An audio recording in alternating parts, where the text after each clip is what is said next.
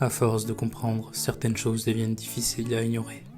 Tu vois les écarts, les contradictions, les moments où ça aurait pu être autrement. Pas parfaitement, mais autrement. Et plus tu comprends, plus ces moments deviennent visibles. Presque évidents. Alors tu restes attentif. Tu écoutes autrement. Pas seulement pour entendre, mais pour repérer. Ce qui bloque, ce qui revient, ce qui abîme. Et un jour, tu commences à parler. Pas pour corriger, pas pour imposer, juste pour orienter.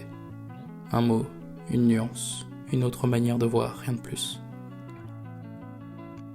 Parce que tu sais que comprendre ne suffit pas toujours, et que parfois il faut un regard extérieur. Alors tu deviens ce regard, présent, discret, disponible. Et quand ça ne change pas, tu ajustes, tu cherches autrement, tu reformules, tu attends que ça fasse sens. Parce que quelque part, tu es persuadé que ça finira par arriver. Pas tout de suite, mais avec les bons mots, au bon moment. Et ta démarche est cohérente. Tu n'imposes rien. Tu laisses à l'autre la liberté de comprendre. Mais avec le temps, quelque chose se déplace. Tu n'écoutes plus seulement pour comprendre. Tu écoutes pour trouver ce qui pourrait t'aider. Et sans t'en apercevoir, tu ne restes plus pour eux.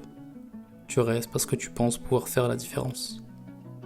Jusqu'au moment où tu réalises que malgré tout ce que tu vois, tout ce que tu comprends, tout ce que tu proposes, rien ne change.